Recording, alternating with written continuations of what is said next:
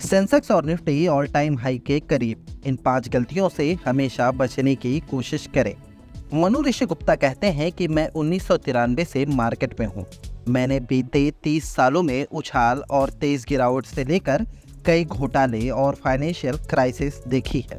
एक fund manager के रूप में कई बार मेरे क्लाइंट्स मुझसे पूछते हैं, जब मार्केट ऑल टाइम हाई पर होता है और लगातार चढ़ रहा होता है तो आप निवेश क्यों नहीं करते हैं और क्यों अपना कैश बचा कर रखते हैं। मैं अपने ग्राहकों को 2 विकल्प देता हूं, आप अपना पैसा वापस लीजिए या धैर्य रखिए। हालांकि आमतौर पर मैं अपने पूरे पैसे मार्केट में इन्वेस्ट करता हूं, लेकिन मेरे अंदर डर बना रहता है। ऐसे में मुझे सुकरात की बात याद आती है। उन्होंने कहा था, बेवकूफ़ हमेशा आत्मविश्वास से भरे दिखते हैं और बुद्धिमान हमेशा संदेह करते हैं। मेरे अंदर का बुल मुझे उम्मीद बनाए रखने के लिए प्रेरित करता है और मेरे अंदर का बियर मुझे धैर्य बनाए रखना सिखाता है, या मुझे रिस्क के बीच यह बताता है कि लालच से दूर रहना ठीक है, जबकि हमारे आसपास के लोग यह महसूस करते हैं कि यह अलग समय है। यही वजह है कि मेरे पोर्टफोलियो में उतार चढ़ाव बहुत कम रहा है, इसने लंबी अवधि में मार्केट से बेहतर रिटर्न दिया है। मैंने पिछले सालों में 5 बातें सीखी हैं। इनका इस्तेमाल मैं निवेश के दौरान करता हूँ। पहला, बी बुलिश नॉट फुलिश। अगर दुनिया कायम रहेगी और आगे बढ़ती रहेगी तो स्टॉक मार्केट भी बढ़ता रहेगा। यह चीज़ हमें उम्मीद रखने और राकेश झुंझुनवाला जैसे बुल की तरह सोचने को प्रेरित करती है। 10 साल पहले सेंसेक्स का 60,000 का लेवल आपको नामुमकिन लग सकता था, लेकिन अब यह 66,000 तक पहुंच चुका है। इसीलिए बुल होना हमेशा लंबी अवधि में फायदेमंद होता है, लेकिन छोटी अवधि में दूसरों की बातें सुनकर बाजार में पैसे लगाना खुद को बर्बाद करने का न्योता देना है। बाजार जब ऑल टाइम पर होता है तब तरह तरह की बातें होती हैं, उस पर ध्यान देना घातक हो सकता है। सबक, जब किसी स्टॉक, आइडिया या सेक्टर पर ज़रूरत से ज़्यादा जोर दिया जा रहा हो तो उससे बचें। दूसरा, स्टॉक्स में breakout. Influencers breakout stock strategy पर पेड कोर्सेस चलाते हैं। हजारों भोले भाले निवेशक उनके जाल में फंसते हैं।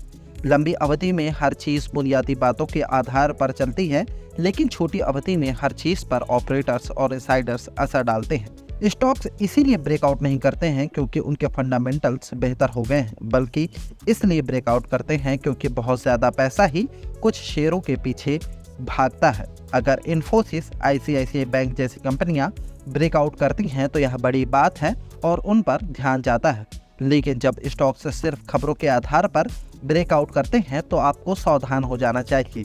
मशहूर निवेशक वॉरेन बफे ने कहा था, जब लहरें शांत होती हैं तब पता चलता है कि कौन बगैर कपड़ों के तैर रहा है। सबक, अगर आप एक सुपरमैन हैं और तेज दौड़ती बुलेट ट्रेन पर चढ़ सकते हैं और ठीक समय पर उतर जाते हैं तो ब्रेकआउट इन्वेस्टमेंट स्ट्रेटजी ठीक है, नहीं तो आप घायल हो सकते हैं। तीसरा, अनुमान से बेहतर प्रदर्शन। जब नदी खतरे के निशान से ऊपर बहने लगती है तो अथॉरिटी उससे जुड़े खतरों की ज़्यादा परवाह नहीं करती। वह खतरों के निशान को थोड़ा और ऊपर लगा देती है ताकि नदी का स्तर खतरे के निशान से नीचे दिखाई दे। यही बात एनालिस्ट के अनुमान में नजर आती है। सभी अनुमान हमेशा सच्चाई में बदलते हैं क्योंकि वे फ्री कैश फ्लो या अर्निंग्स यील्ड पर आधारित नहीं होते हैं। आप नायका का उदाहरण ले सकते हैं। यह 1 करोड़ 16 लाख करोड़ रुपए की वैल्यूएशन पर लिस्ट हुई थी। इसके IPO के दौरान एनालिस्ट इसे प्रॉफिटेबल कंपनी बता रहे थे।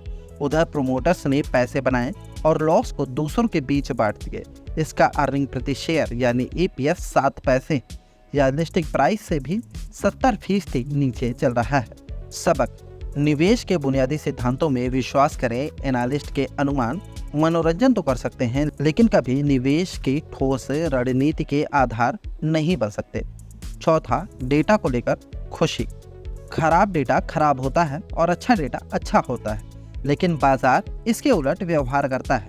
क्या आप बता सकते हैं कि अमेरिका में नौकरी और इन्फ्लेशन के डेटा अच्छे आते हैं तो बाजार क्यों नेगेटिवली रिएक्ट करता है? आखिर में हकीकत सामने आएगी और बाजार को यह महसूस होगा कि नौकरियों के मौके घटना लंबी अवधि में अच्छा नहीं है। इसकी वजह यह है कि डेटा सच्चाई का संकेत कुछ महीने पहले ही दे देता है, लेकिन छोटी अवधि में मार्केट डेटा से हमेशा खुश होता है। सबक, जो चीज़ इकोनॉमी के लिए अच्छी है वह आज नहीं तो कल अच्छी साबित होगी। इसके उलट जो चीज़ इकोनॉमी के लिए अच्छी नहीं है वह आज नहीं तो कल नुकसान का सबब बनेगी। मौका चूक जाने का डर यानी फोमो। मैंने देखा है कि जब कोई निवेशक किसी स्टॉक पर फिदा होता है और उसमें पोजीशन लेना चाहता है तो टीवी कमेंटेटर्स और खबरों का भी उस पर असर नहीं पड़ता है। लेकिन हमेशा याद रखें कि हर स्टॉक जिसे आप आज खरीदना चाहते हैं वह कुछ हफ्तों या महीनों बाद सस्ते में उपलब्ध हो सकता है।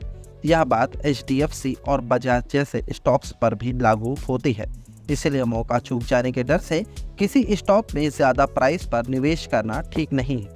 अपना धैर्य बनाए रखना ज़रूरी है। बिटकॉइन में कई लोगों ने 50,000 से $68,000 पर निवेश किया था। अगर बिटकॉइन में निवेश इतना ज़्यादा फायदेमंद है तो फिर क्यों यह $20,000 पर चल रहा है। सबक, मौका चूक जाने के डर से निवेश का फैसला अच्छा नहीं होता है। पहले स्टॉक्स को समझें, कुछ तिमाहियों तक उसे ट्रैक करें, उसके बाद उसमें निवेश का फैसला करें। मनु ऋषि गुप्ता एक मशहूर फंड मैनेजर हैं। वह मार्केट्स और स्टॉक्स के बारे में अपना नज़रिया खुलकर रखते हैं। इस लेख में व्यक्त विचार उनके अपने विचार हैं। इसका इस पब्लिकेशन से कोई संबंध नहीं है।